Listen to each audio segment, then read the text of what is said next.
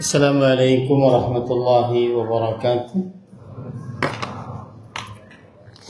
Bismillahirrahmanirrahim. Innal hamdalillah nahmaduhu wa nasta'inuhu wa nastaghfiruh wa na'udzu billahi min shururi anfusina wa sayyiati a'malina. Man yahdihillahu fala mudilla lahu wa man yudlil fala hadiya lahu. وأشهد أن لا إله إلا الله وحده لا شريك له وأشهد أن محمدا عبده ورسوله يا أيها الذين آمنوا اتقوا الله حق تقاته ولا تموتن إلا وأنتم مسلمون يا أيها الناس اتقوا ربكم الذي خلقكم من نفس واحدة وخلق منها زوجها وبث منهما رجالا كثيرا ونساء واتقوا الله الذي تساءلون به والأرحام إن الله كان عليكم رقيبا يا أيها الذين آمنوا اتقوا الله وقولوا قولا سديدا يصلح لكم أعمالكم ويغفر لكم ذنوبكم ومن يطع الله ورسوله فقد فاز فوزا عظيما أما بعد فإن أصدق الحديث كتاب الله وأحسن الهدي هدي محمد صلى الله عليه وعلى آله وسلم وشر الأمور محدثاتها وكل محدثة بدعة وكل بدعة ضلالة وكل ضلالة في النار. Alhamdulillah, kita bersyukur pada Allah Subhanahu wa taala pada hari ini, hari Sabtu malam Ahad, malam yang ke-20 dari bulan Sya'ban 1447 Hijriah, bertepatan dengan 7 Februari 2026. Kembali kita duduk bersama di Masjid Al-Barakah, di Masjid Al-Barakah Serang, Provinsi Banten, dalam sebuah kajian dengan tema Sifatu Shaumin Nabi sallallahu alaihi wasallam, sifat puasa Nabi Muhammad sallallahu alaihi wasallam. Salawat dan salam semoga selalu Allah berikan kepada Nabi kita Muhammad sallallahu alaihi wasallam, pada keluarga beliau, para sahabat, serta orang-orang yang mengikuti beliau sampai hari kiamat kelak.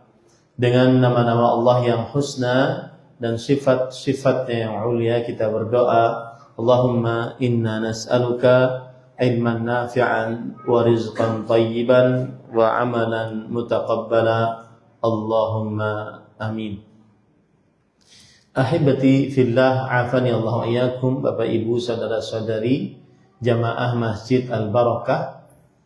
Allah bertakdir kita bertemu lagi setelah 1 tahun belum bertemu, dan ini bertepatan dengan menjelang bulan Ramadan. Oleh karenanya kita mengangkat tema tentang sifat puasa Nabi Muhammad sallallahu alaihi wasallam. Dan ini adalah persiapan seorang muslim menghadapi Ramadan, yaitu mengetahui hukum-hukum dan tata cara berpuasa, terutama yang mencontoh Rasulullah sallallahu alaihi wasallam. Karena kita meyakini bersama bahwa ibadah puasa adalah ibadah yang wajib kita kerjakan di dalam bulan Ramadan, dan kita ingin puasa kita diterima oleh Allah Subhanahu wa taala. Tidak ada cara lain kita puasanya diterima oleh Allah kecuali dengan 2 hal. Yang pertama yaitu beribadah dengan mengikhlaskan puasa tersebut hanya karena Allah. Dan sebagai pengetahuan bahwa puasa memang itu adalah ibadah yang mengajarkan kita untuk ikhlas kepada Allah Subhanahu wa taala. Puasa memang mengajarkan kita untuk ikhlas kepada Allah Subhanahu wa taala. ada perkataan menarik dari para ulama salafus salih atau ulama-ulama terdahulu, di antaranya Imam Al-Qurtubi rahimahullah. Beliau mengatakan, lamma kanatil a'mal yadkhuluha ar-riya la yattali'u was-sawmu la yattali'u alayhi bimujarrad fi'lihi illa Allah fa adhafahu Allahu ila nafsihi wa lihadza qala fil hadits yad'u syahwatahu min ajli. Ketika seluruh amalan-amalan bisa dimasuki riya, seluruh amalan-amalan bisa dimasuki riya, sedangkan puasa tidak ada yang mengetahuinya dengan sekedar mengerjakannya kecuali Allah. Maka Allah Subhanahu wa taala nisbatkan puasa tersebut kepada dirinya. Oleh sebab itulah disebutkan di dalam hadis, illa shaum fa innahu li, kecuali puasa itu milikku, kata Allah, dinisbatkan kepada diri Allah. Wa ana ajzi bih, aku yang langsung akan mengganjar pahala puasa tersebut. Yad'u syahwatahu min ajli, karena dia meninggalkan syahwatnya, dia berpuasa karena aku. Berdasarkan perkataan dari Imam Al-Qurtubi ini bahwa puasa itu mengajari orang memang untuk ikhlas. Puasa mengajari orang untuk ikhlas. Dan tidak mungkin orang berpuasa dia menampakkan dirinya, kecuali dengan ngomong. Karena tidak mungkin orang berpuasa dia berharap pujian sanjungan kecuali hanya dari Allah. Maka puasa memang mendidik seseorang agar ikhlas. Seseorang jika ingin belajar ikhlas, belajarlah dari puasa. Karena ikhlas itu adalah beribadah, tidak ingin ada yang melihat kecuali Allah, tidak ingin ada yang mengganjar, memberi sanjungan, penghargaan, pujian kecuali Allah. Itu ikhlas. Maka berpuasa demikian. Kita tidak terlihat puasa kita, kecuali hanya Allah yang tahu kita puasa. Kecuali kalau kita ngomong. Artinya gini, kalau hari-hari Ramadan ada orang gak puasa, kemudian dia terlihat seperti puasa, gak ada yang tahu kecuali Allah Subhanahu wa ta'ala. Maka puasa itu mendidik orang agar ikhlas memang. Begitu juga Ibnul Jauzi rahimahullah, Al-Imam Ibnul Jauzi rahimahullah berkata, jami'ul ibadah tadhharu bi fi'liha wa qalla an yaslama ma yadhharu min syawm bi khilafis shaum. Seluruh ibadah nampak dengan mengerjakannya. Kita sholat tadi, muadzin, iqamah, imam, nampak dengan mengerjakannya. Dan karena nampak itulah sedikit yang selamat dari riya. Beda dengan puasa. Kalau puasa tidak nampak kita mengerjakannya. Antara orang yang puasa dengan enggak puasa sama aja, enggak ada bedanya. Nah, disitulah letak belajar ikhlas dari puasa. Nah, puasa kita ingin puasa Ramadan ini diterima. Salah satu syaratnya ikhlas, kemudian mutaba'ah. Mutaba'ah artinya sesuai dengan petunjuk Rasul sallallahu alaihi wasallam. Oleh karena itulah malam ini kita belajar bagaimana berpuasa mencontoh Rasul sallallahu alaihi wasallam. Dan ini termasuk hal yang dilakukan oleh para penyuluh agama. Hal yang dilakukan oleh para ustadz, para kiai, para habaib, para tokoh-tokoh agama, agar sebelum berpuasa mengajarkan kepada umat Islam sifat puasa Nabi Muhammad SAW. Karena puasa kejadiannya setahun sekali, kadang ada yang lupa, kadang ada yang perlu diingatkan kembali tata caranya. Sekali lagi, kenapa kita mengangkat tema ini? Karena persiapan untuk memasuki bulan Ramadan yang salah satu amalan terbesarnya adalah puasa. Bahkan bulan Ramadan, salah satu nama bulan Ramadan adalah Syahrus Siyam, bulan puasa. Karena amalan paling utama dalam bulan Ramadan adalah bulan berpuasa. Dan kita ingin puasa kita bukan puasa orang yang awam. Puasa orang awam itu bagaimana? Sebagian ulama salaf mengatakan ahwanus siyam tarkut ta'ami wasyarab. Puasa orang paling rendah puasanya adalah orang yang cuma meninggalkan makan dan minum. Puasa yang tidak dapat pahala. Dan itu banyak. Banyak. Saya ingatkan dari mulai sekarang. Itu banyak orang yang berpuasa nggak dapat pahala, itu banyak. Rasulullah SAW bersabda, kam min sa'imin aw rubba sa'imin laisa hadduhu min siyami illa al-ju'a wal 'atash. Berapa banyak orang yang berpuasa? Artinya sangat banyak. Sangat banyak. Dan mungkin na'udzubillah, mungkin kita. Berapa banyak orang yang berpuasa tidak ada bagian dari puasanya kecuali cuma dapat lapar dan haus. Ada orang-orang begitu. Cuma dapat lapar dan haus. Jangan sampai kita seperti itu.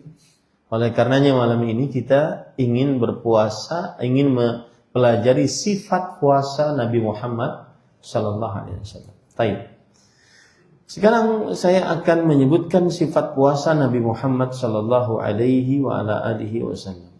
Yang pertama, Nabi Muhammad sallallahu alaihi wasallam menentukan masuknya bulan Ramadan dengan dua cara saja, tidak ada cara yang ketiga. Yaitu ru'yat hilal bulan Ramadan dan itmam syahri Sya'ban 30 yawman. Menyempurnakan jumlah bilangan hari bulan Sya'ban menjadi 30 hari jika tidak nampak hilal di 29 malam. Di malam yang ke-30 yaitu 29 malamnya. Hal ini berdasarkan hadis Rasul sallallahu alaihi wasallam, "Sumu li ru'yati wa aftilu li ru'yati, fa in ghubbiya 'alaikum fa akmilu 'iddata Sya'ban 30." Riwayat Bukhari.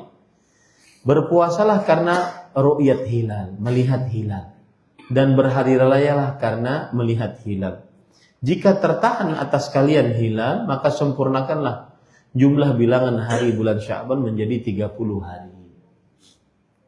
Dan syariat Islam ini adalah syariat yang mudah, yang universal. Hukum-hukumnya untuk seluruh jin dan manusia dimanapun dia berada, keadaan strata sosial, pendidikan, ekonominya pun bagaimanapun sama semuanya.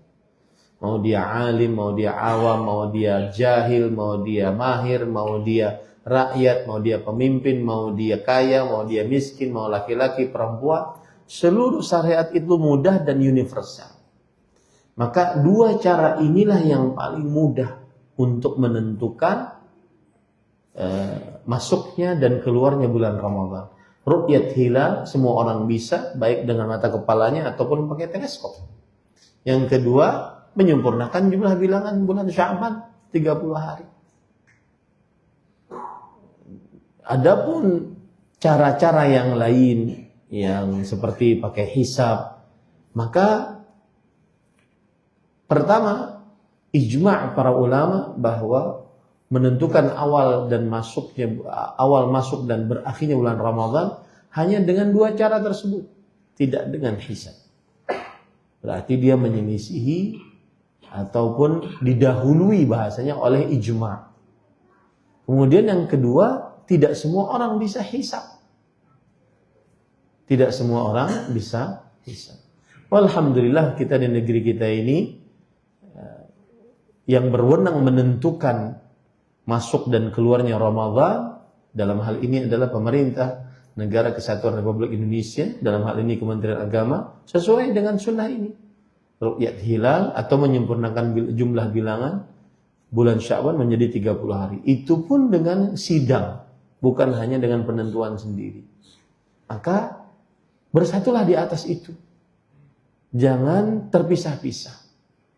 Bersatulah di atas itu, jangan terpisah. Apalagi ini sesuai dengan sifat puasa Nabi Muhammad sallallahu alaihi wasallam. Yang kedua, sifat puasa Rasul sallallahu alaihi wasallam adalah jika beliau melihat hilal, maka beliau berdoa dengan doa yang disebutkan dalam hadis riwayat Imam Tirmidzi dari Talhah bin Ubaidillah radhiyallahu anhu. Nabi Muhammad sallallahu alaihi wasallam kana idza ra'al hilal qala Allahumma ahillahu alaina bil yumni wal islam bil iman was salamati wal islam rabbi wa rabbukallah. Adalah Rasulullah SAW jika melihat hilal. Maka ini dibaca bagi siapa yang langsung melihat hilal. Sebagian pendapat ulama seperti itu. Adapun yang tidak melihat hilal tapi sudah ada pengumuman, apakah boleh membaca doa ini? Boleh saja. Dia tidak ikut hilal, tidak ikut melihat hilal, tidak ikut ruqyah, ya. Maka tidak mengapa dia baca ini. Tetapi yang lebih ditekankan lagi kalau dia langsung melihat hilal dengan mata kepala, dia baca ini, Allahumma ahillahu alaina, ya Allah, masukkanlah kami ke dalam bulan ini bil yumni wal iman, dengan keamanan dan keimanan, wassalamati wal islam, dengan keselamatan dan di atas agama Islam, Rabbi wa rabbukallah, wahai bulan, Rabbmu dan Rabbku adalah Allah Subhanahu wa ta'ala. Maka dihafal itu, Allahumma ahillahu alaina bil yumni wal iman wassalamati wal islam Rabbi wa rabbukallah. Itu bisa dibaca bagi yang melihat hilal secara langsung ataupun yang sudah dapat pengumuman bahwasanya malam ini malam tarawih, misalnya besok puasa. Bacalah sifat puasa yang kedua. Sifat puasa yang ketiga Rasul sallallahu alaihi wasallam adalah jika masuk bulan Ramadan maka beliau memberikan kabar gembira kepada para sahabatnya radhiyallahu anhu. Sebagaimana hadis riwayat Imam Tirmidzi dari Abu Hurairah radhiyallahu anhu, Rasul sallallahu alaihi wasallam bersabda, "Atakum Ramadan syahrun mubarak, faradallahu azza wa jalla 'alaikum shiyama." Jika sudah datang bulan Ramadan, maka beliau memberikan kabar gembira kepada para sahabatnya. Telah datang kepada kalian Ramadan, bulan yang penuh dengan berkah. Allah azza wa jalla mewajibkan atas kalian berpuasa padanya. Kita di zaman yang mudah untuk menyebarkan informasi, kita sebarkan. Yang punya media sosial, sebarkan. Sebagai bentuk sukacita kaum muslimin masuk ke dalam bulan Ramadan. Masjid Al-Mubarak tulis, selamat datang Ramadan Mubarak, bulan penuh dengan berkah 1447 Hijriah. Itu sunnah Rasul, sebarkan di gang-gang, di masjid-masjid, di media sosial. Selamat datang Ramadan Mubarak, bulan penuh berkah 1447 Hijriah. Semoga Allah Subhanahu wa taala memudahkan kita untuk beramal saleh dan menerima amal saleh kita. Itu bentuk sukacita kaum muslimin dan itu sunnah Rasul sallallahu alaihi wasallam. Ya.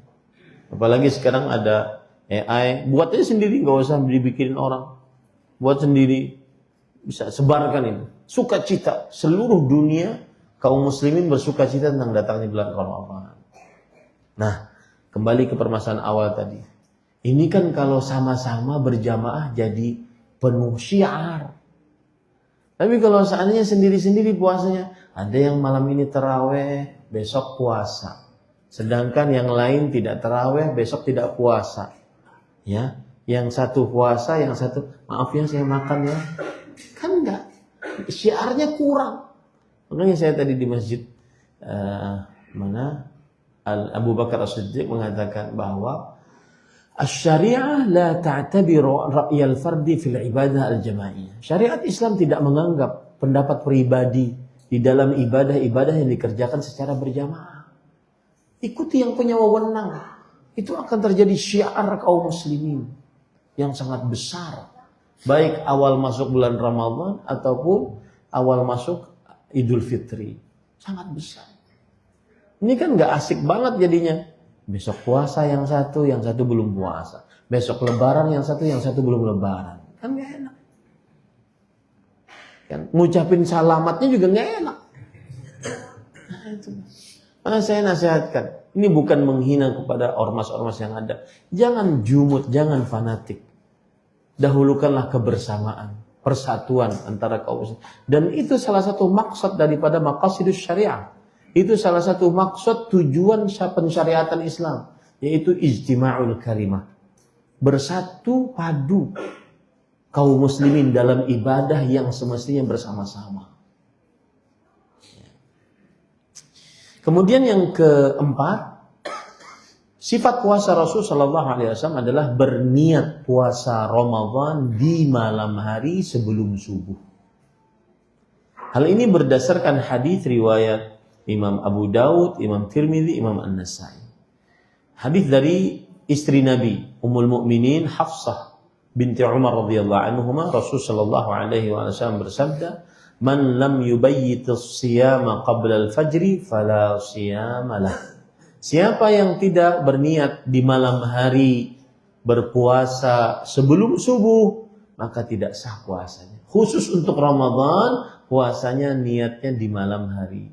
Makanya biasanya ada masjid-masjid habis tarawih kan berniat berjamaah. Nawaitu shauma ghadin an ada'i fati syahri Ramadan hadhihi sanati lillahi ta'ala.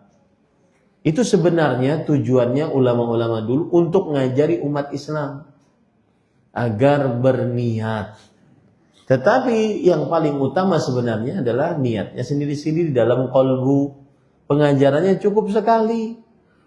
Tidak perlu setiap malam ya untuk berniat seperti itu. Dan niyah mahalluhal qalb, niat tempatnya dalam qalbu. Tidak pernah ada Rasul Shallallahu Alaihi Wasallam selama berpuasa 10 tahun di kota Madinah, beliau berpuasa tidak pernah ada riwayat beliau mengucapkan niat nawaitu shauma ghadin, enggak ada.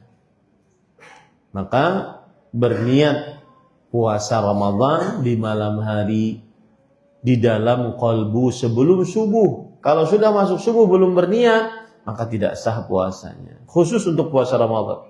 Kalau puasa sunnah, maka boleh saja di siang hari, asalkan sebelumnya belum makan, belum minum ya.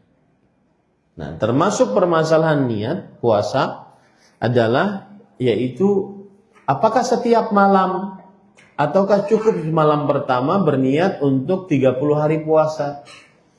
Saya lebih condong kepada pendapat ulama, yaitu di antaranya mazhab Maliki yang mengatakan bahwa boleh setiap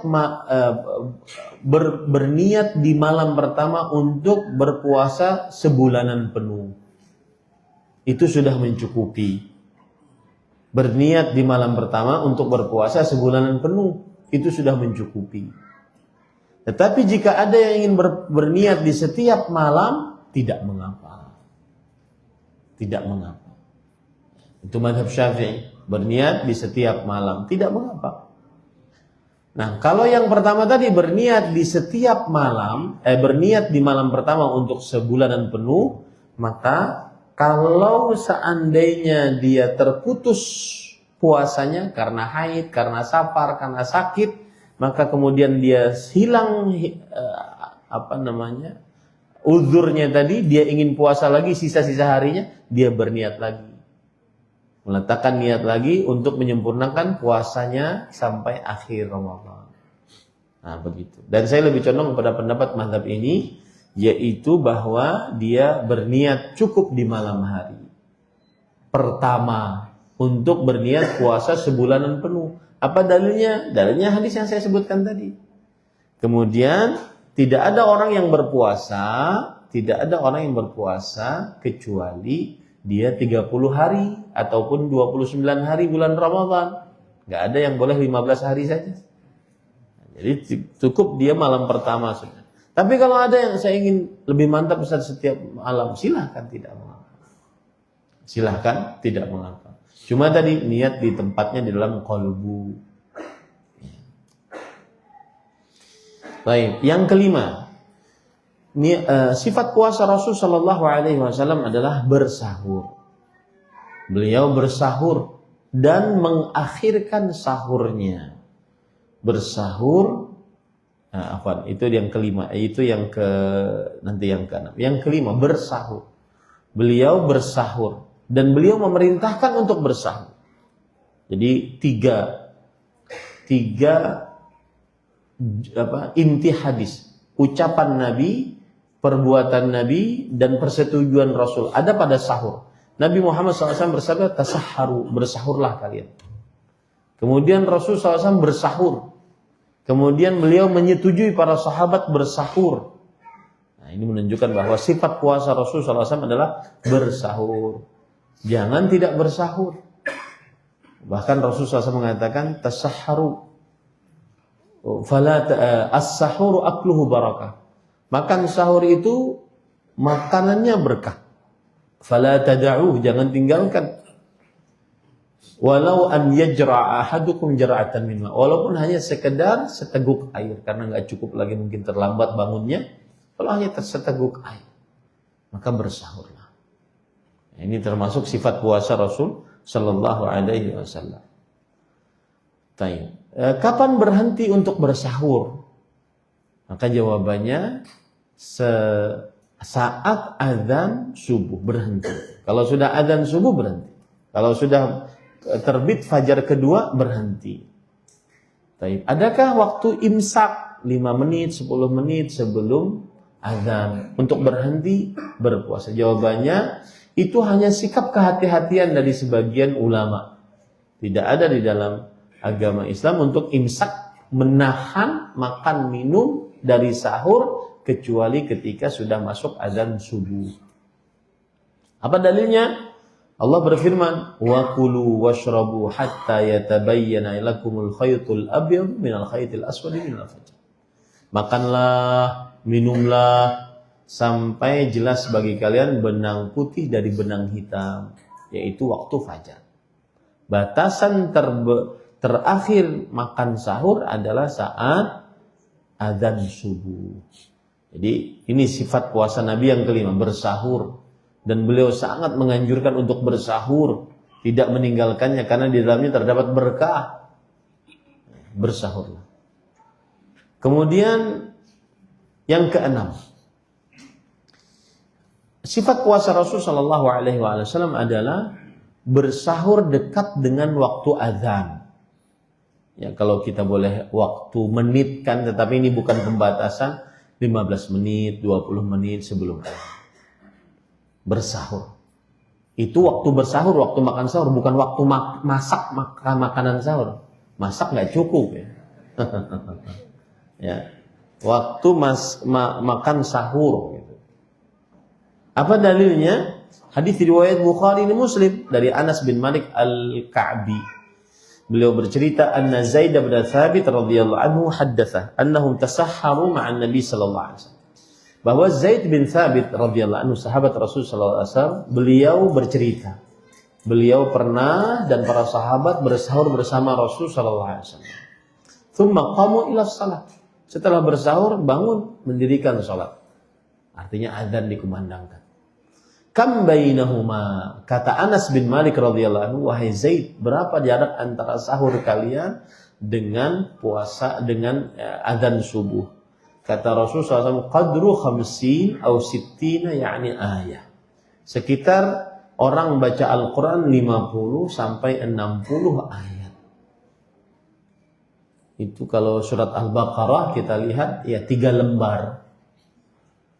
3 lembar itu berarti sepertiga juz. Kalau 1 juznya itu kira-kira setengah jam bagi yang lancar ya. Dan yang lancar yang saya maksud seperti Imam Sudais di Mekah. Kalau belum seperti beliau jangan ngaku lancar. Kalau baca kitab, baca Al-Qur'annya inna a'tayna, wah itu bukan lancar. Itu sampai Dajjal datang nggak selesai. Maka harus lancar. Lancar setengah jam, 1 juz biasanya orang baca Quran. Itu tidak cepat-cepat, tidak lambat-lambat, sedang, tartil, setengah jam. Berarti kalau sepertiga juz, berarti ya sekitar 10-an menit, 15-an menit, 20 menit, begitulah. Antara makan sahur dengan azan. Nah, itu kalau seandainya makannya yang normal ya. Ada makan yang lambat, maka lebih didahulukan lagi. Maksudnya lebih didahulukan, jangan diakhirkan, lebih didahulukan. Intinya jangan terlalu cepat sahurnya. Jam 11 itu makan malam namanya, bukan sahur. Makan sahur ya di waktu sahur. Waktu sahur itu kapan? Sepertiga malam terakhir.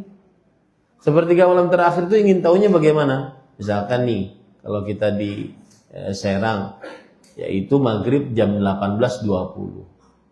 Kemudian subuh jam 4.47. Kita hitung saja dari maghrib sampai subuh. Anggaplah 18.30, anggap ya, 18.30.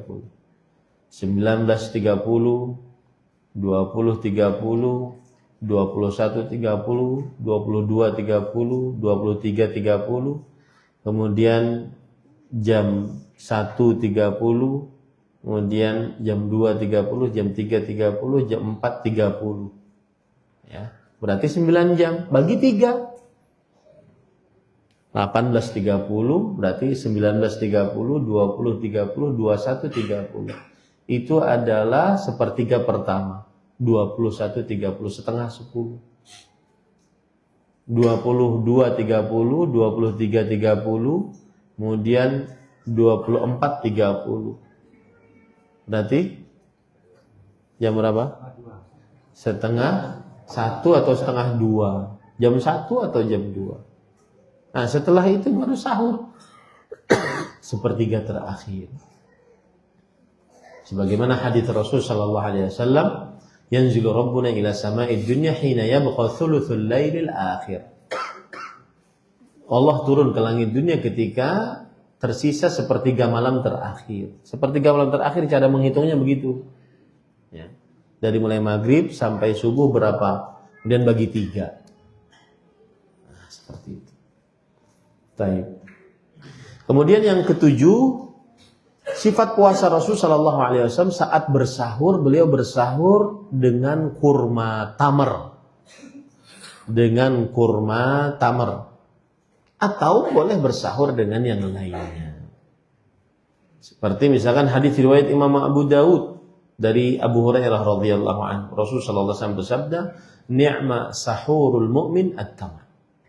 Sebaik-baik sahurnya orang beriman adalah kurma. Kurma tamar. Kurma tamar itu, kurma itu ada macam-macam. Kurma itu ada macam-macam. Ini namanya busr, yang hijau ini semuanya namanya busr. Busr. Ya, kemudian yang ini namanya rutop. Yang sudah matang tapi masih basah. Nah, yang kering namanya tamar. Kurma tamar. Dan sekarang kita di zaman modern ini canggih, penerbangan sangat mudah kita untuk mencarinya.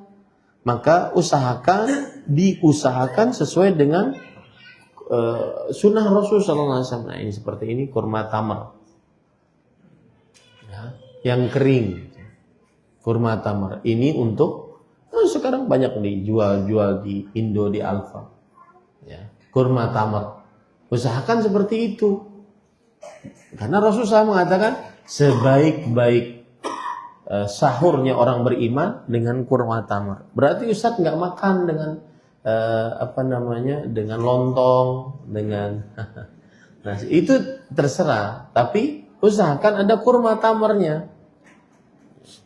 Kalau seandainya tidak ada kurma tamar, maka boleh dengan makanan apa saja. Yang penting halal. Rasul sallallahu alaihi wasallam bersabda, "As-sahuru kulluhu barakah fala tada'u. Walau an yajra' ahadukum jar'atan min ma." Sahur seluruhnya berkah, janganlah engkau tinggalkan walaupun hanya seteguk air, jangan ditinggalkan. Ini para ikhwan yang dirahmati oleh Allah Subhanahu wa taala. Nah, yang kedelapan, sifat puasa Nabi Muhammad SAW, beliau saat mendapati azan subuh dalam keadaan junub karena bergaul dengan istrinya, maka beliau tetap berpuasa. Saat mendapati azan subuh dalam keadaan junub karena bergaul dengan istrinya, maka beliau tetap berpuasa. Lalu kalau mau sholat bagaimana? Tinggal mandi kemudian sholat, tapi tetap sah puasanya. Ya, jadi pas azan subuh masih dalam keadaan junub, belum mandi. Kenapa junubnya? Bergaul dengan istri. Maka ini sah puasanya. Ya, ini sah puasanya. Dalam hadis riwayat Imam Bukhari dan Muslim dari Aisyah dan Ummu Salamah radhiyallahu anhuma, dua-duanya ummul mukminin, ibundanya orang beriman, dua-duanya istri Nabi Muhammad sallallahu alaihi wasallam radhiyallahu anhuma. Mereka berdua bercerita, kana an-nabiy sallallahu alaihi wasallam yudrikuhu al-fajr junuban fi Ramadan min ghairi hulumin fayaghtasilu wa yasum. Adalah Rasulullah sallallahu alaihi wasallam mendapati fajar waktu subuh dalam keadaan junub di dalam bulan Ramadan, bukan karena mimpi, berarti bergaul. Lalu beliau mandi dan beliau berpuasa. Beliau mandi dan beliau berpuasa. Berarti mungkin melakukan pergaulannya setelah sahur atau melakukan pergaulannya sebelum sahur. Ya. Yang jelas kalau sudah adzan jangan dilanjutkan pergaulan. Ya. Jangan dilanjutkan. Wallahu a'lam.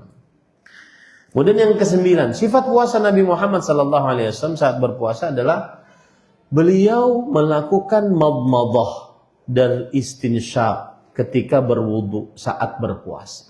Madmadah adalah berkumur-kumur. Istinsyaq adalah memasukkan air ke hidung. Beliau tetap lakukan meskipun beliau berpuasa, tapi jangan dalam-dalam.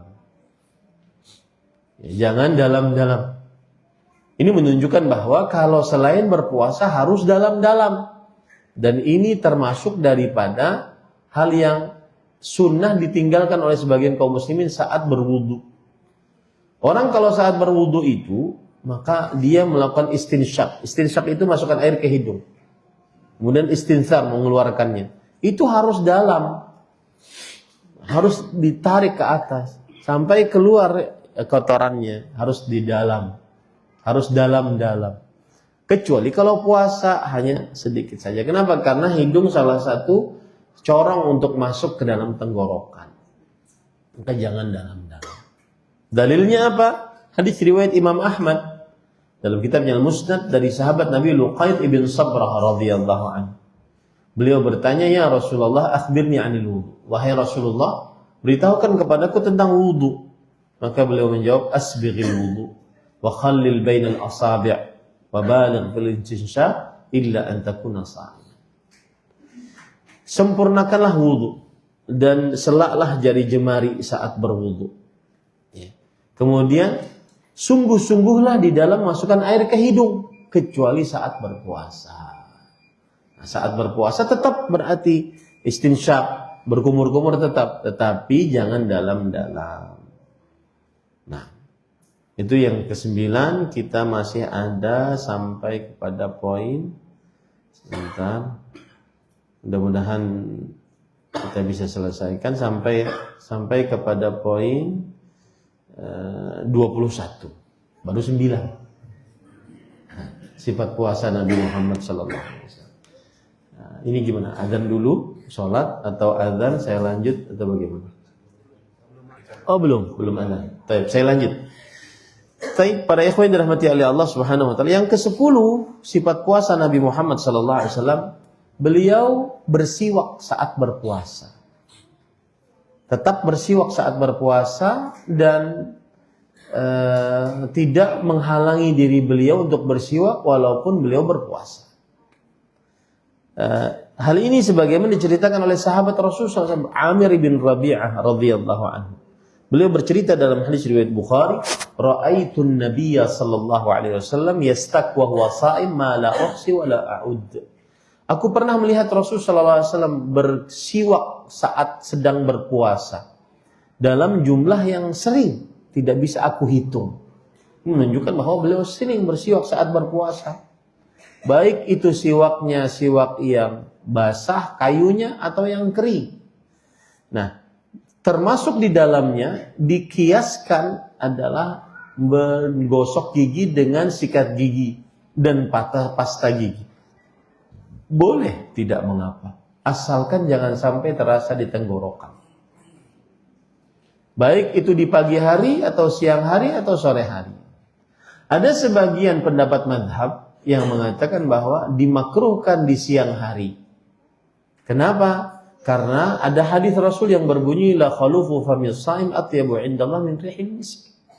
Sungguh bau mulut orang yang berpuasa lebih disukai di sisi Allah dibandingkan minyak wangi misik.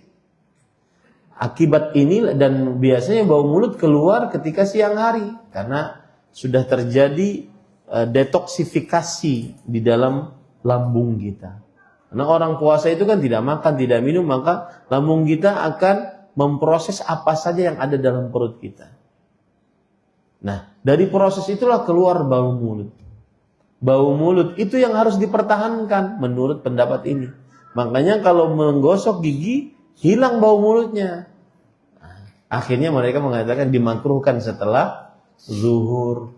Karena mulai saat itulah keluar bau mulut. Begitu kenapa dimakruhkan. Tapi pendapat yang lebih kuat, wallahu alam, tidak mengapa untuk menggosok gigi mau siang, mau pagi, mau sore. Asalkan jangan kerasa. Ya. Adapun hadis tentang bau mulut tadi, memang orang berpuasa mau dia gosok gigi, tidak gosok gigi akan keluar bau mulutnya.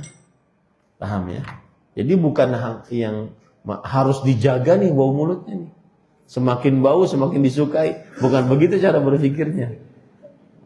Tetapi itu ada sebagian para ulama yang berpendapat demikian. Dan dibolehkannya bersiwak saat berpuasa dengan keumuman hadis, di antaranya hadis riwayat Imam An-Nasa'i. Dari Aisyah radhiyallahu anha, Rasulullah SAW bersabda, "As-siwaqu mathaharatun lil fami, mardhatun lirrabb." Siwak itu membersihkan mulut dan mendatangkan ridha Allah. Apakah disamakan gosok gigi? Iya, karena fungsinya sama. Baik, sudah azan? Gimana ini? Salat dulu? Ayah. Azan dulu, kemudian kita sholat, baru setelah itu kita lanjutkan. Kalau memang mau dilanjutkan. Karena sisa berapa? 11. Ya, 11 poin lagi. Wallahu a'lam, sallallahu nabiyana Muhammad, walhamdulillahirabbil alamin. Wassalamualaikum warahmatullahi wabarakatuh.